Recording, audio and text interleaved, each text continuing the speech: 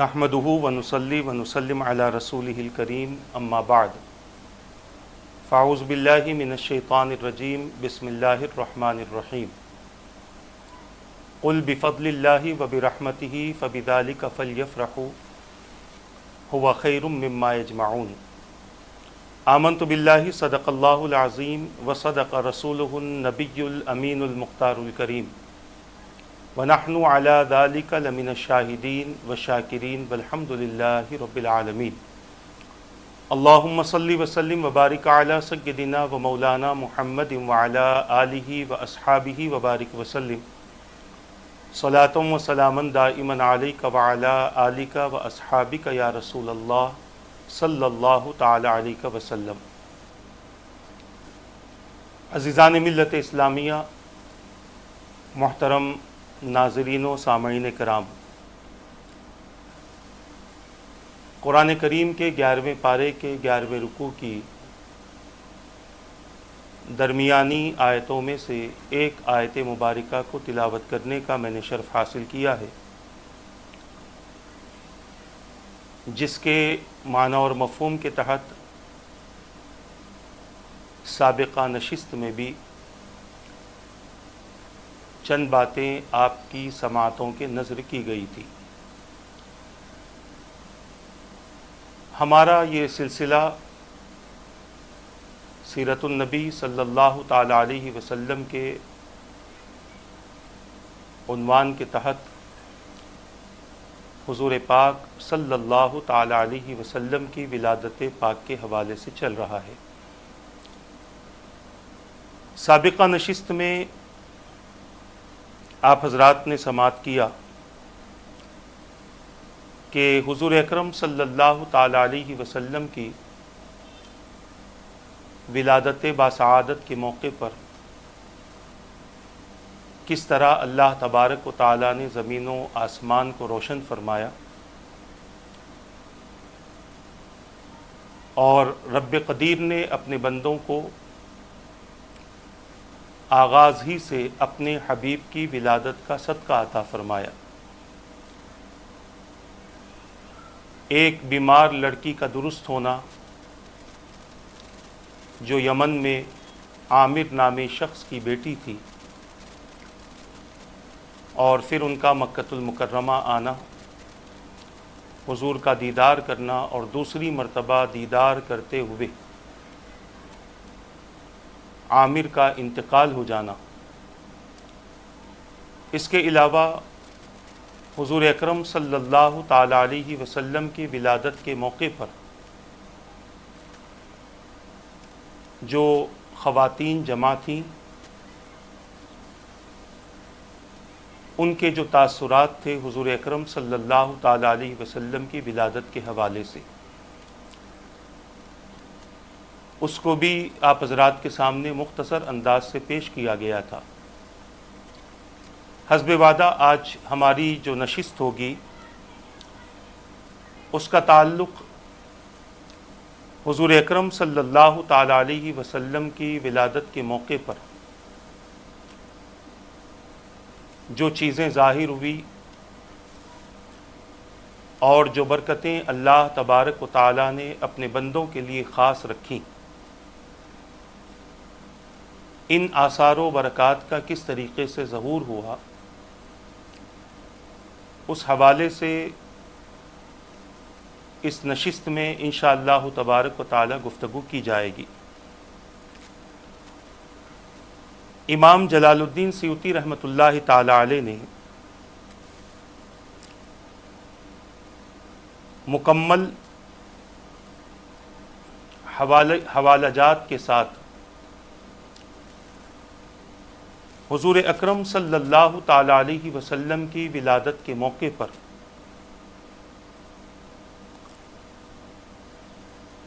جو آثار و برکات کا ظہور ہوا، اس کا تذکرہ بڑی تفصیل کے ساتھ میں بیان فرمایا۔ اس نشست میں انشاءاللہ تبارک و تعالی اسی کتاب کے حوالے سے گفتگو کرنے کی سعادت حاصل کی جائے گی۔ رسول اکرم صلی اللہ تعالی علیہ وسلم کی میلاد پر خوشی منانا اور اللہ تبارک و تعالیٰ کی طرف سے اپنے بندوں کو اس کی خاص رحمت کے عطا کیے جانے پر مسرت کا اظہار کرنا، یہ اللہ تبارک و تعالیٰ کا فرمان ہے، قرآن کریم میں موجود ہے۔ میرے آقا صلی اللہ تعالی علیہ وسلم کی تشریف آوری ساری کائنات کے لیے، سارے عالموں کے لیے رحمت کا سبب بنی۔ اسی لیے قرآن نے اس کو واضح بھی کیا اور بتا بھی دیا اور کہا وما ارسلناک الا رحمتا للعالمین، سارے عالموں کے لیے اللہ تبارک و تعالیٰ نے اپنے حبیب پاک صلی اللہ تعالی علیہ وسلم کو رحمت بنا کر مبعوث فرمایا۔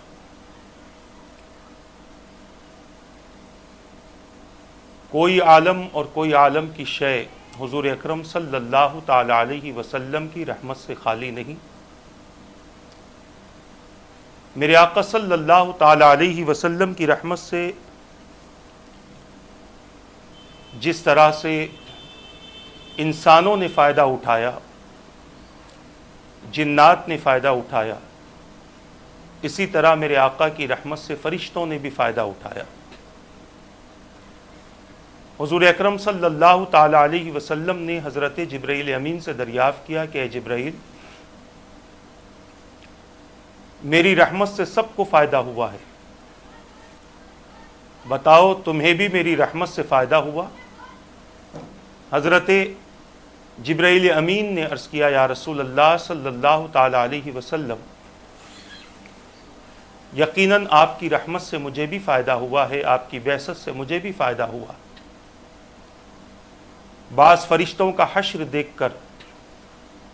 میں پریشان رہتا تھا کہ کہیں کوئی غلطی سرزد نہ ہو جائے اور کہیں ان جیسا میرا حشر نہ ہو جائے، مگر میرے آقا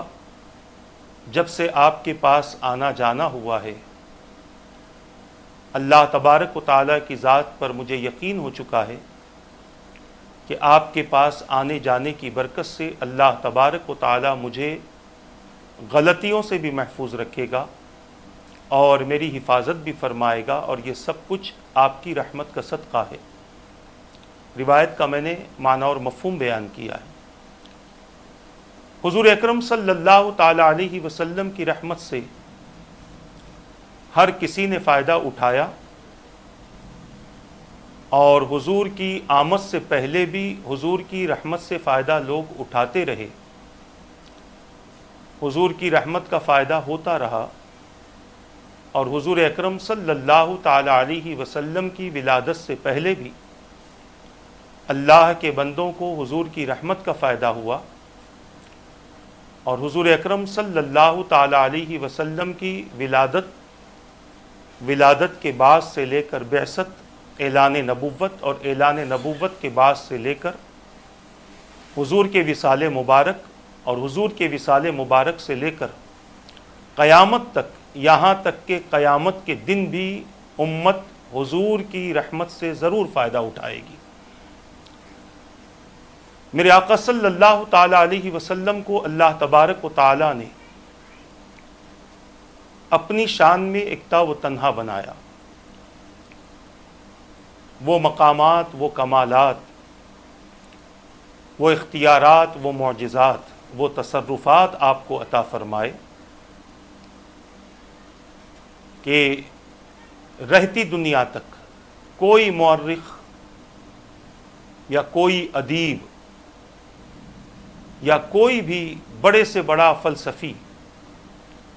میرے آقا صلی اللہ تعالی علیہ وسلم کی ذات کے برابر کسی انسان کو پیش نہیں کر سکتا، کسی بشر کو پیش نہیں کر سکتا۔ اللہ تبارک و تعالیٰ نے حضور اکرم صلی اللہ تعالی علیہ وسلم کو جو خصوصیات عطا فرمائی، ان میں سے چند خصوصیات سابق میں انبیاء کو دی گئی تھی. جو معجزات اللہ تبارک و تعالیٰ نے حضور کو عطا فرمائے ان میں سے چند معجزات سابقہ انبیاء کرام کو دیے گئے. اگر ہم یہ کہیں کہ پچھلوں کو جو ملا، جز ملا، حصہ ملا، اور حضور کو جو اللہ نے عطا فرمایا وہ کل عطا فرمایا، یعنی مکمل عطا فرمایا. چاہے ہم حسن کی بات کریں، حضور اکرم صلی اللہ علیہ وسلم کے اختیارات کی بات کریں، آپ کے کمالات و تصرفات کی بات کریں، آپ کے اخلاق و سیرت کی بات کریں، اور آپ کے مقام و سنت کی بات کریں، ہر چیز میں اللہ کے رسول صلی اللہ تعالی علیہ وسلم کے نمونے کو اعلیٰ قرار دیا گیا. اور یہ اس لیے بھی ہے کہ حضور باعث تخلیق کائنات ہیں. میرے آقا صلی اللہ تعالی علیہ وسلم اس ذات اور اس شخصیت کا نام ہے جن کی وجہ سے وجہ تخلیق کائنات ہیں، جن کی وجہ سے اللہ تبارک و تعالیٰ نے کائنات کو پیدا فرمایا. اور حضور اکرم صلی اللہ تعالی علیہ وسلم کی ذات مبارک کے ساتھ ساتھ اللہ تبارک و تعالیٰ نے حضور اکرم صلی اللہ تعالی علیہ وسلم کی ولادت کے انداز کو بھی سب سے الگ رکھا. تاریخ یہ تو بتاتی ہے کہ حضرت عیسیٰ علیہ السلام دنیا میں جلوگر ہوئے. حضرت موسیٰ علیہ السلام کی ولادت کے واقعات قرآن کریم میں موجود ہیں. حضرت عیسیٰ علیہ السلام کی ولادت کے واقعات قرآن کریم میں موجود ہیں. اسی طرح اور بھی انبیاء کرام کی ولادت کے واقعات قرآن کریم میں موجود ہیں. مگر جس شان سے حضور اکرم صلی اللہ تعالی علیہ وسلم کی آمد ہوئی، اس شان سے حضور سے پہلے کسی نبی کی ایسی آمد نہیں ہوئی. ہر نبی نے اپنی حیات مبارکہ میں اللہ تبارک و تعالیٰ کے پیغام کو اللہ کے بندوں تک پہنچایا، اور اپنی حیات مبارکہ میں حضور اکرم صلی اللہ تعالی علیہ وسلم کے تشریف لانے کی بشارت دی. توریت میں حضور کی ولادت کے بڑے تذکرے رہے، اور حضور کی آمد پر جو چیزیں ظاہر ہوں گی اس کے بھی تذکرے بڑے رہے. انجیل و زبور میں حضور کی ولادت کے بڑے تذکرے رہے. جتنی آسمانی کتابیں نازل کی گئی ان تمام میں حضور اکرم صلی اللہ تعالی علیہ وسلم کی آمد کا تذکرہ رہا. حضور کب آئیں گے، حالات کیا ہوں گے، اور حضور کی آمد پر کیا کیفیتیں رہیں گی، حضور کے آنے کے بعد کیا ہوگا، یہ سب کچھ سابقہ کتابوں میں موجود تھا. یہودی اور عیسائی پہچان کر بھی ماننے سے انہوں نے انکار کر دیا اور ایک بڑے اعزاز سے محروم رہ گئے. انہیں یہ لگا کہ عیسیٰ علیہ السلام کا امتی بن کر رہنا بڑی بات ہے، اور اگر ہم محمد الرسول اللہ صلی اللہ علیہ وسلم کے امتی بن جائیں گے تو ان کو یہ محسوس ہوتا تھا کہ عیسیٰ علیہ السلام کے مقام و مرتبے میں فرق آئے گا، اور عیسائیت ختم ہو جائے گی. موسیٰ علیہ السلام کے ماننے والے بھی اسی خیال میں تھے کہ اگر ہم نے ان کی نبوت کی تصدیق کر لی تو پھر موسیٰ علیہ السلام کی ذات میں اور ان کے مقام میں کہیں فرق نہ آ جائے. اور اس وجہ سے وہ نہیں مانے کہ اگر ہم کہیں مان لیں گے تو کہیں ہمارا دین مغلوب نہ ہو جائے اور یہ دین غالب نہ ہو جائے۔ حالانکہ وہ اس بات سے بخوبی واقف تھے کہ اللہ تبارک و تعالی نے اپنے حبیب پاک صلی اللہ تعالی علیہ وسلم کے ذریعے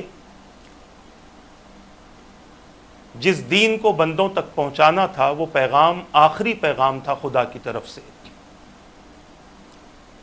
اور یہ پیغام ایسا تھا کہ یہ تمام ادیان پر غالب ہونا ہی اسے تھا، اور یہ غالب ہو کر بھی رہے گا۔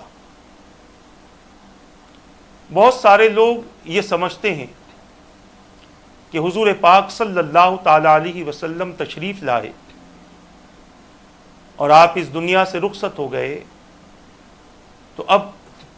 دین کے کام کی ہمیں ضرورت نہیں ہے۔ کوئی بھی اس بات کو اپنے ذہن و خیال میں نہ لائے اور یہ بات ذہن میں رکھ لے کہ دین کا کام قیامت تک ہونا ہے اور ہوتا رہے گا۔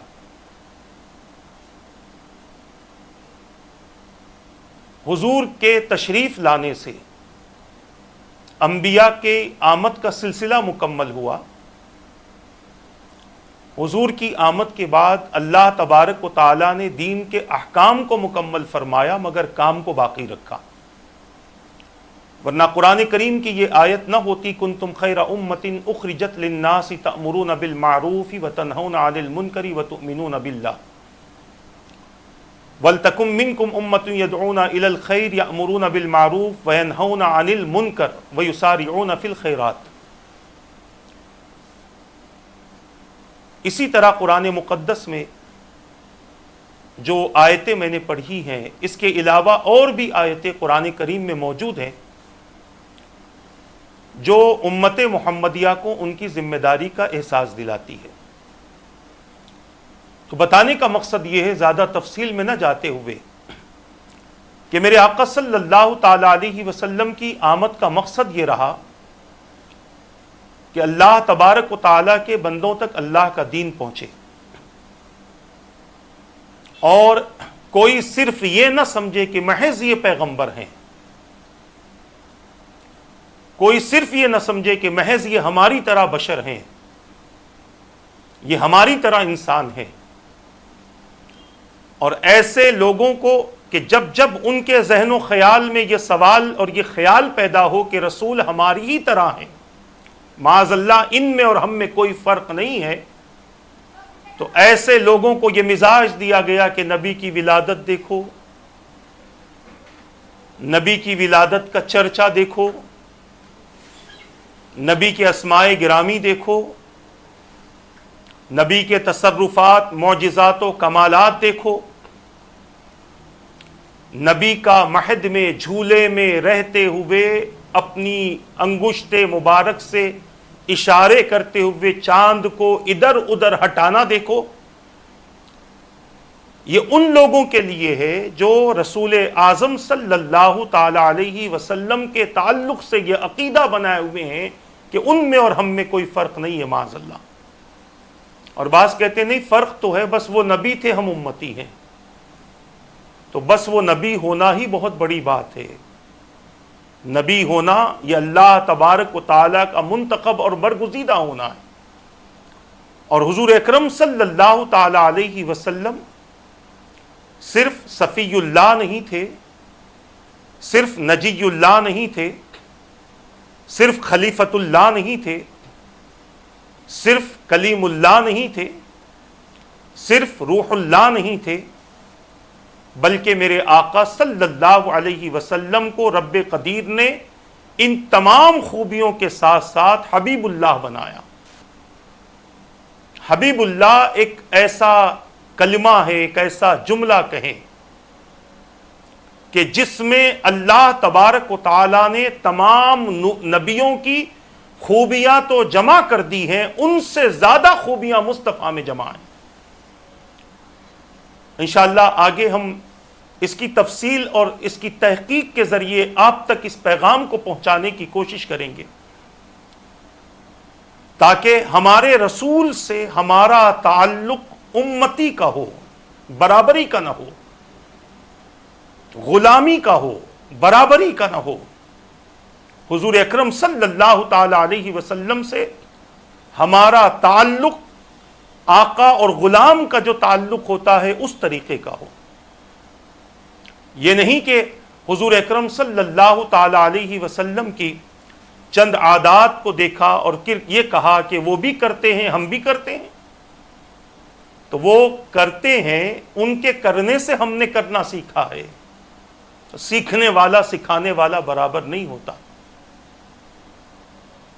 استاذ اور شاگرد برابر نہیں ہوتے، سکھانے والا اور سیکھنے والا کبھی برابر نہیں ہوتا،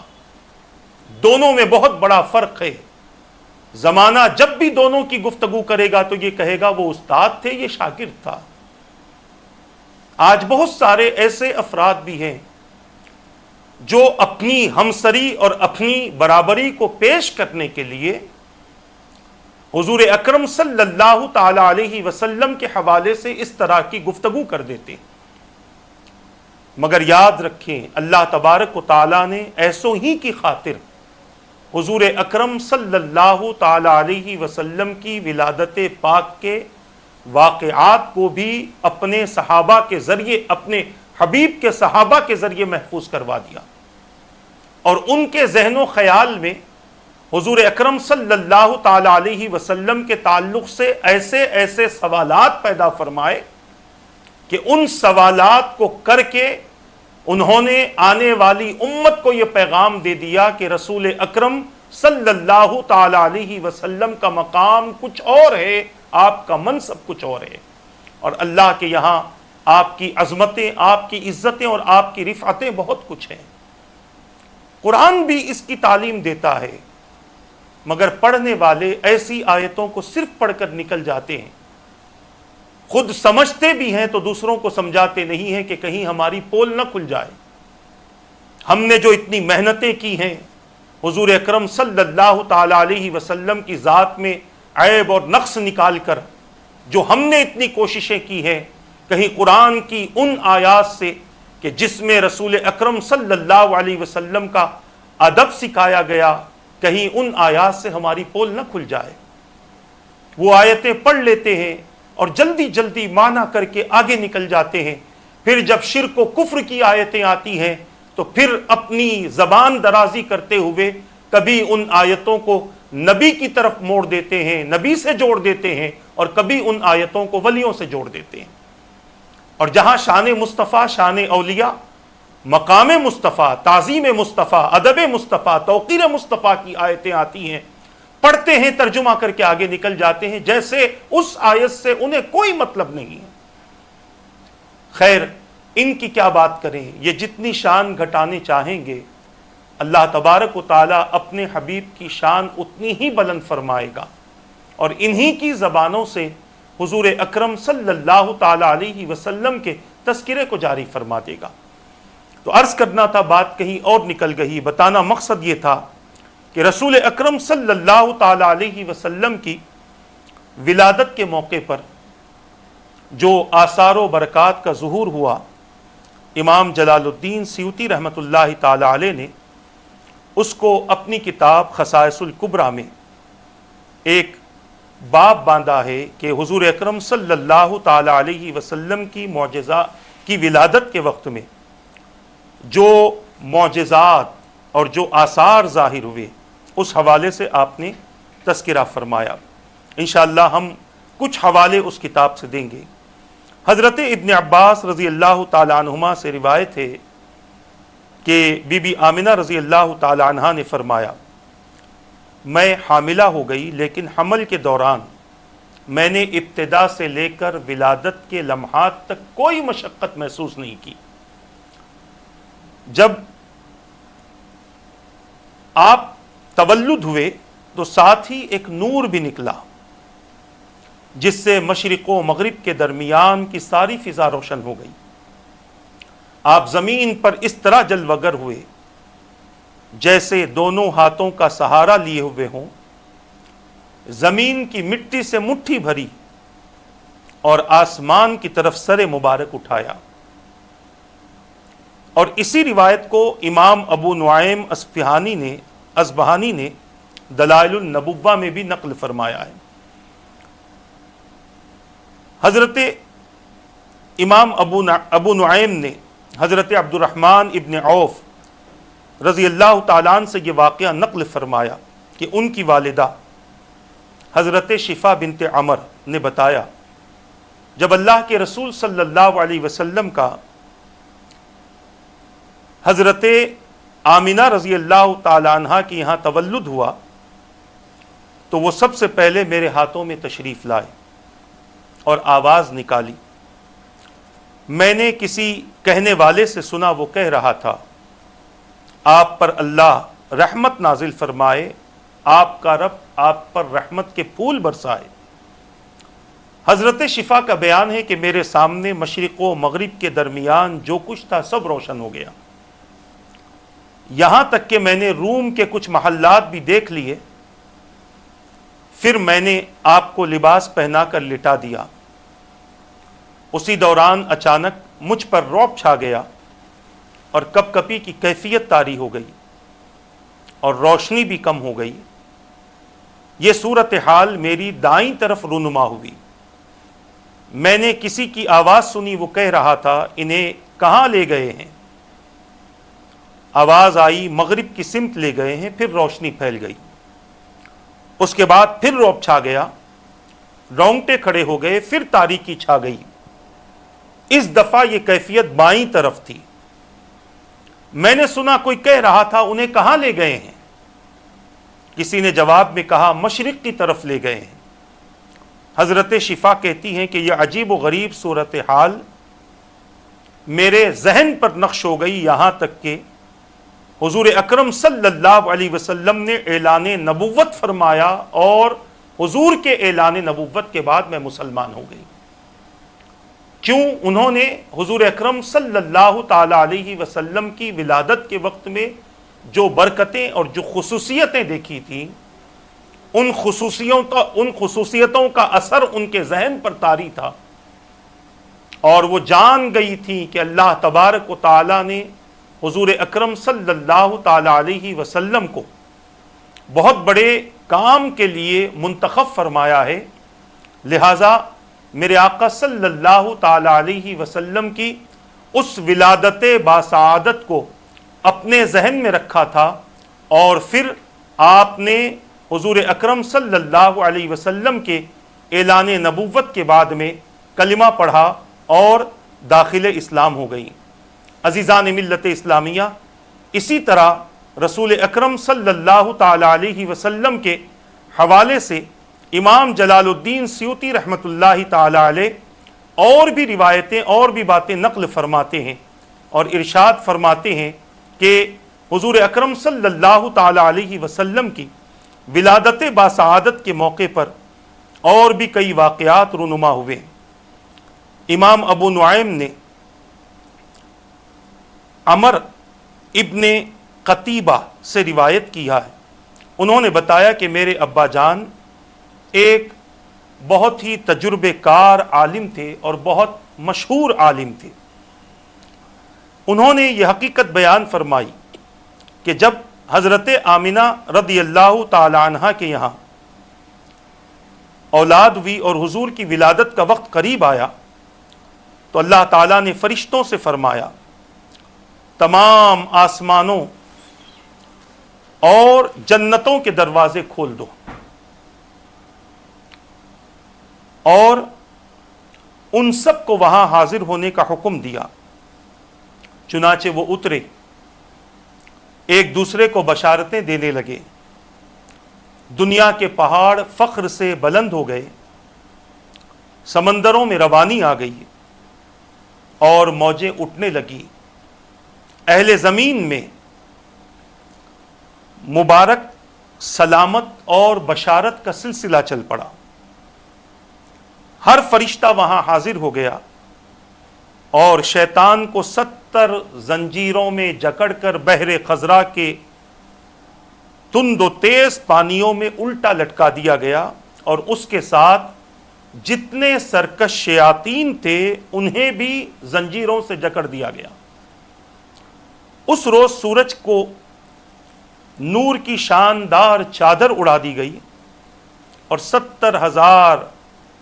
حوریں ہوا میں کھڑی کر دی گئی،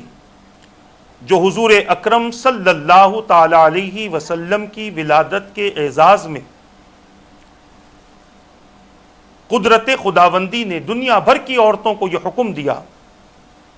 کہ وہ اس سال لڑکے ہی جنیں۔ یہاں رک کر میں ایک بات عرض کر دوں،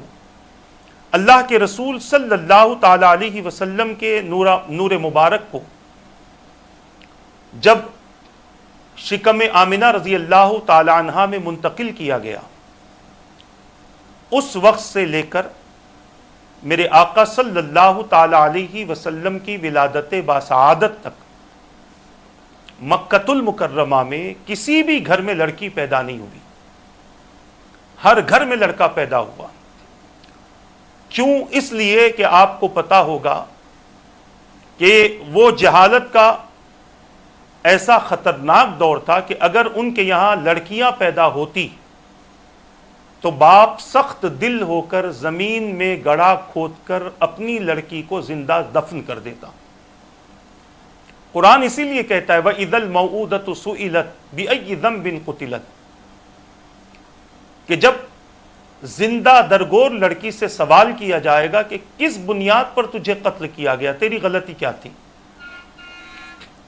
عزیزان ملت اسلامیہ، حضور اکرم صلی اللہ تعالی علیہ وسلم کی ولادت باسعادت کی خوشی اس طرح سے منائی گئی کہ پورا سال مکۃ المکرمہ میں ہر گھر میں خوشی چھائی رہی، کیونکہ بیٹیاں پیدا ہوتی تھی تو باپ دفن کر دیتا تھا اور ماں کی چلتی نہیں تھی، اور بیٹے پیدا ہوتے تو بڑی خوشی کا ماحول ہوتا۔ یہ حضور کی ولادت کا صدقہ تھا۔ تو اللہ تبارک و تعالی کا کرم یہ رہا کہ اس سال جن کے گھر بھی ماہ رجب سے لے کر ربیع الاول تک ان 9 مہینوں میں جتنے بھی گھر میں ولادتیں ہوئی ہیں، سب کے گھروں میں بچے ہی پیدا ہوئے۔ حضور اکرم صلی اللہ تعالی علیہ وسلم جب تشریف لائے تو ساری دنیا نور سے بھر گئی، فرشتوں نے ایک دوسرے کو مبارکباد دی اور ہر آسمان میں زبرجد اور یاقوت کا ایک ایک ستون قائم کر دیا گیا۔ چنانچہ یہ ستون آسمان میں بہت شہرت رکھتے ہیں، جن کو حضور پاک صلی اللہ علیہ وسلم نے معراج کی شب ملاحظہ فرمایا اور آپ کو یہ بتایا گیا کہ یہ وہ ستون ہیں جو آپ کی ولادت پاک کی خوشی میں نصب کیا گیا۔ شب ولادت اللہ تبارک و تعالیٰ نے حوض کوثر کے کنارے مہکتی کستوری کے 70,000 درخت لگوائے، جن کے پھل اہل جنت کے لیے خوشبودار دھونی کا کام دیں گے۔ اس رات آسمان والے اللہ کے حضور سلامتی کی دعائیں مانگتے رہے، پتھر کے بت اوندے منہ گر گئے، لات و عزا کے شیطان اپنے ٹھکانے سے باہر نکلے، وہ چیخ رہے تھے کہ قریش کو کچھ پتہ نہیں ہے کہ وہ کس حال کو پہنچ گئے ہیں، صدیق و امین آ گئے ہیں۔ بیت اللہ شریف کے اندر سے کئی روز تک یہ آواز سنائی دیتی رہی کہ اب میرا نور مجھے واپس کر دیا جائے گا، میری زیارت کرنے والے پھر سے آنے لگیں گے اور مجھے جاہلیت کی نجاستوں سے پاک کر دیا جائے گا۔ اے عزا، اب تیری موت کا وقت آ گیا ہے۔ بیت اللہ شریف پر مسلسل 3 روز تک اسی طرح لرزہ طاری رہا۔ یہ پہلی علامت تھی جو حضور اکرم صلی اللہ تعالی علیہ وسلم کی ولادت کے وقت میں مشاہدے میں آئی۔ یہ روایت خصائص الکبریٰ میں موجود ہے۔ اب ہم ایک طویل روایت پڑھتے ہیں جس میں بڑی تفصیل کے ساتھ میں حضور اکرم صلی اللہ تعالی علیہ وسلم کی آمد پر جو برکات اور جو آثار ظاہر ہوئے ہیں اس کا تذکرہ امام جلال الدین سیوطی رحمۃ اللہ تعالی علیہ نے خصائص الکبریٰ میں فرمایا ہے، اور حافظ ابن کثیر نے البدایہ والنہایہ میں، امام نبہانی نے الانوار الحمدیہ میں اس روایت کو نقل فرمایا۔ امام ابو نعیم نے حضرت عبداللہ ابن عباس رضی اللہ تعالی عنہما سے روایت کی کہ کہ بی بی آمنہ رضی اللہ تعالیٰ عنہ کے بطن اطہر میں نور نبی کے جلواگر ہونے کا پتہ اس طرح چلا کہ اس رات قریش کے ہر جانور کو زبان مل گئی، قوت گویائی مل گئی۔ وہ بولنے لگا، رب کعبہ کی قسم، اللہ کے رسول اپنی والدہ ماجدہ کے بطن اطہر میں جلواگر ہو گئے ہیں۔ وہ دنیا کے لیے امان اور کائنات کے لیے روشن چراغ ہیں، سراج منیر ہیں۔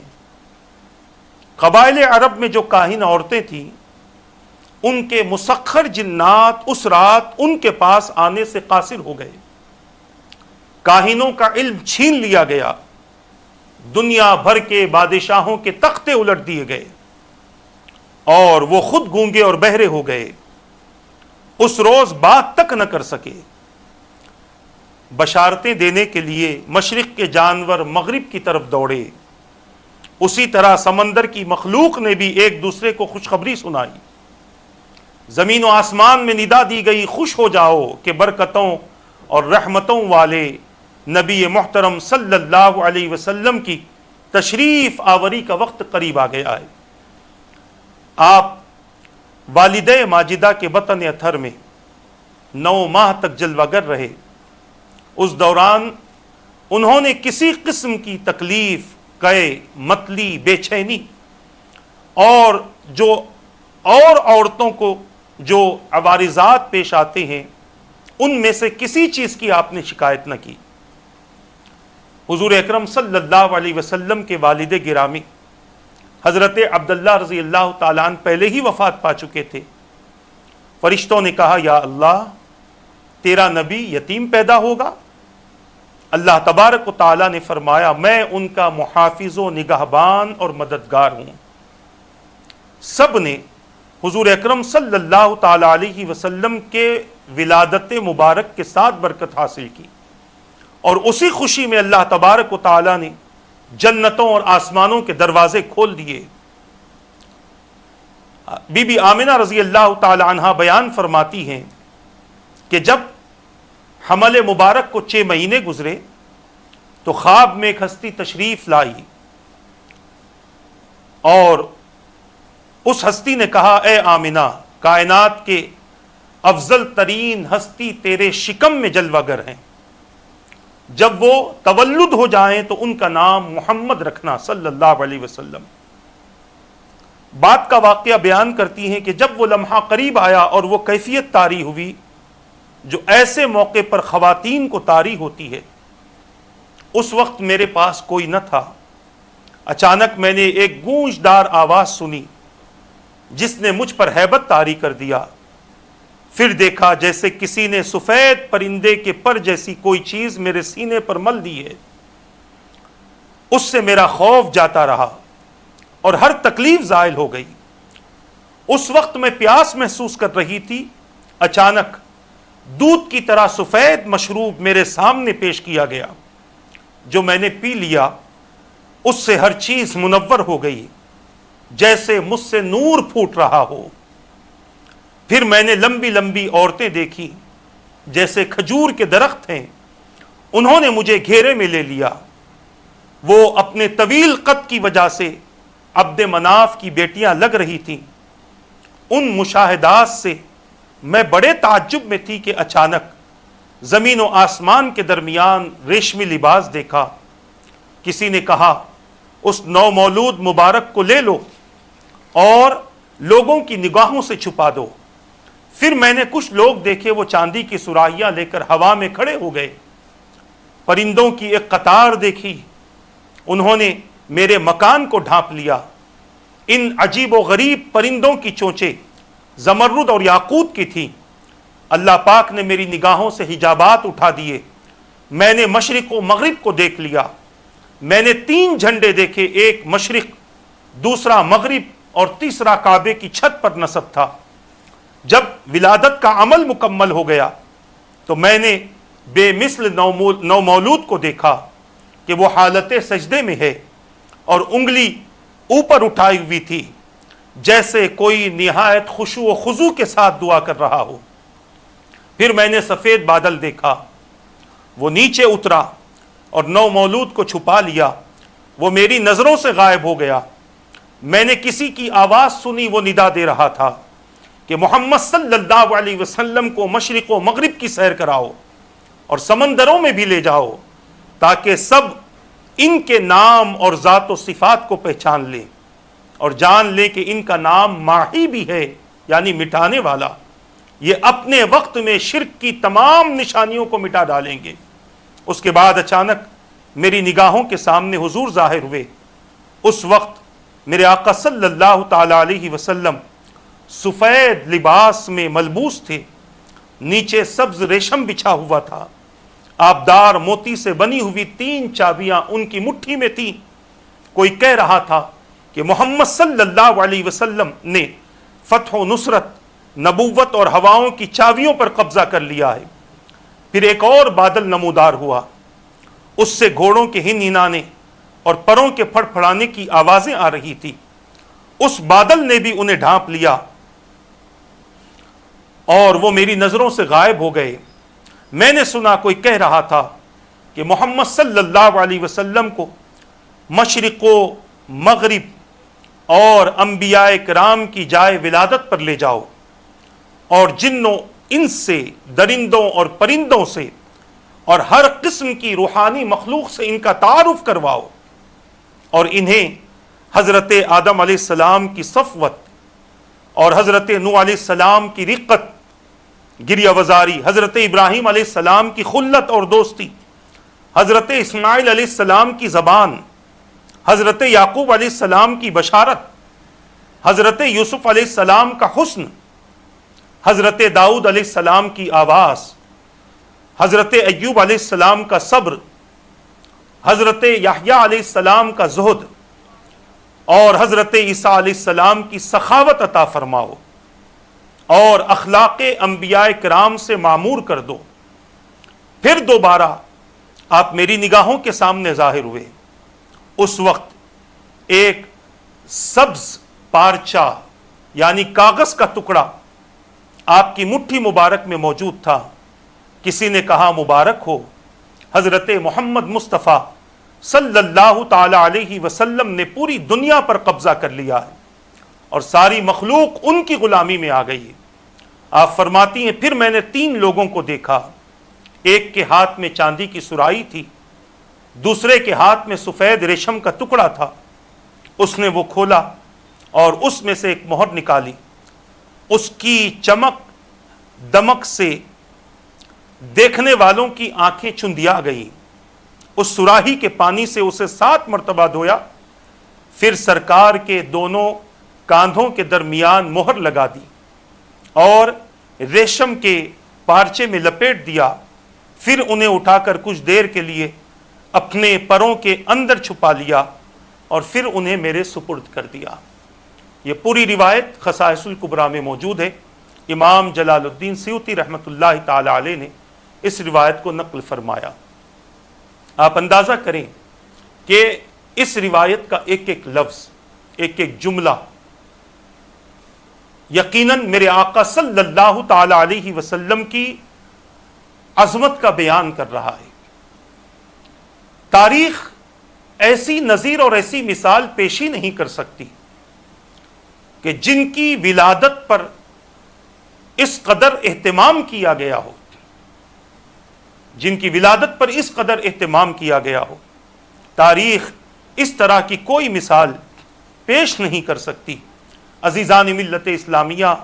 حضور اکرم صلی اللہ تعالی علیہ وسلم کی آمد کے وقت ستاروں کا حضور کے مکان کے قریب تشریف لانا، انوار کا چمکنا، شام و بصرہ کے محلات کا نظر آنا، یہ کوئی مبالغے والی باتیں نہیں ہیں، یہ کوئی ایسی ویسی باتیں نہیں ہے کہ صرف ایک منظر کشی کر دی گئی، ایسا ہرگز نہیں ہے۔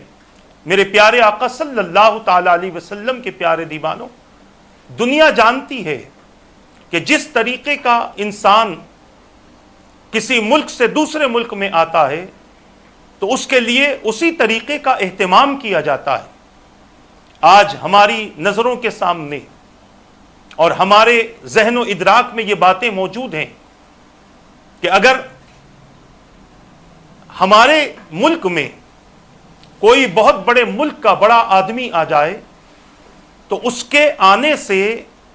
بہت اہتمام کیا جاتا ہے،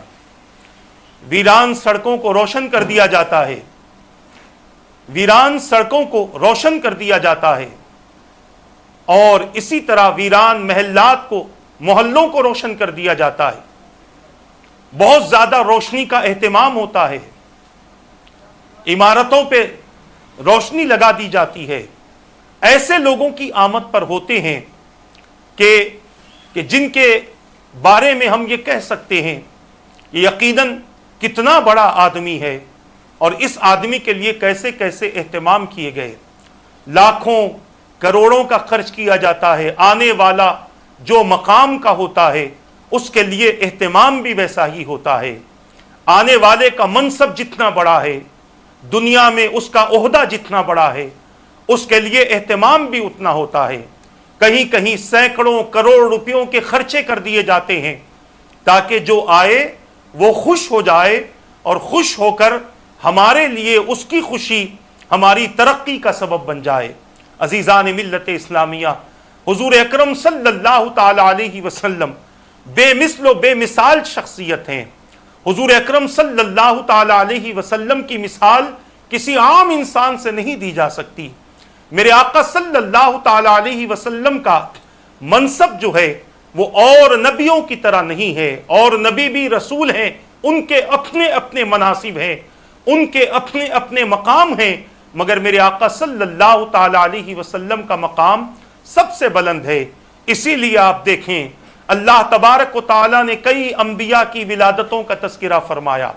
جب حضور اکرم صلی اللہ تعالی علیہ وسلم کی ولادت باسعادت کا موقع آیا تو تمام انبیاء سے الگ حضور کی آمد کے لیے اہتمام فرمایا، زمین و آسمان روشن کیے گئے، چاند ستارے حضور کے گھر کی طرف آنے لگے، اور روشنی ایسی ہوئی کہ دور کی چیزیں قریب آنے لگی، دور کی چیزیں بڑے اطمینان سے نظر آنے لگی۔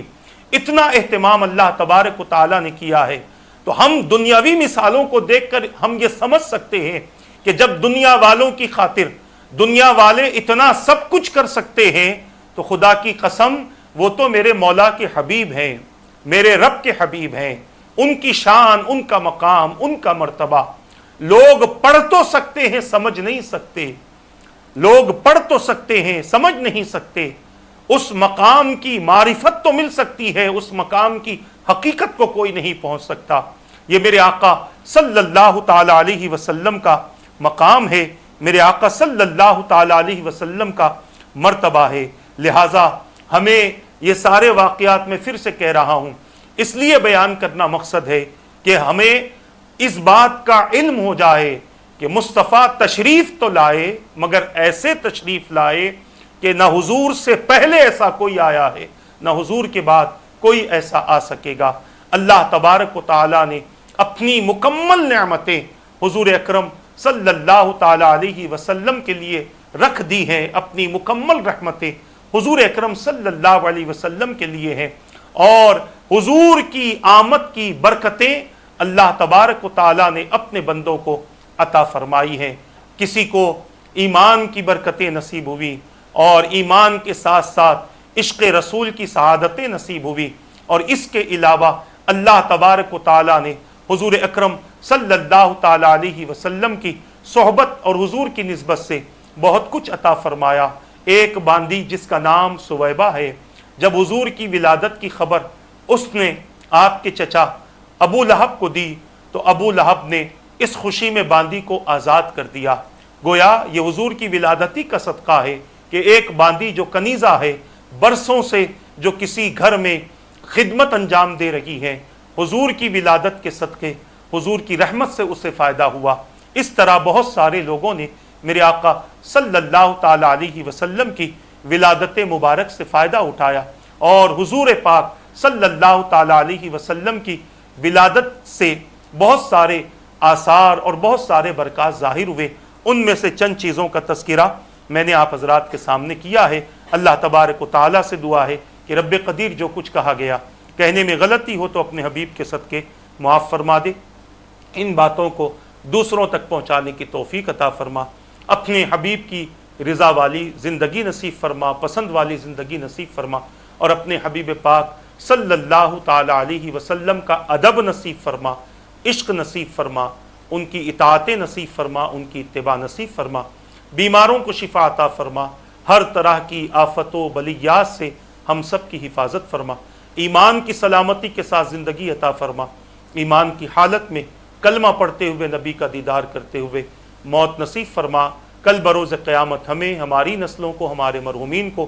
اپنے حبیب کی شفاعت اور حبیب کے غلاموں کے ساتھ جنت میں داخلہ عطا فرما، برحمتک یا ارحم الراحمین، وما علینا الا البلاغ۔ السلام علیکم ورحمۃ اللہ وبرکاتہ۔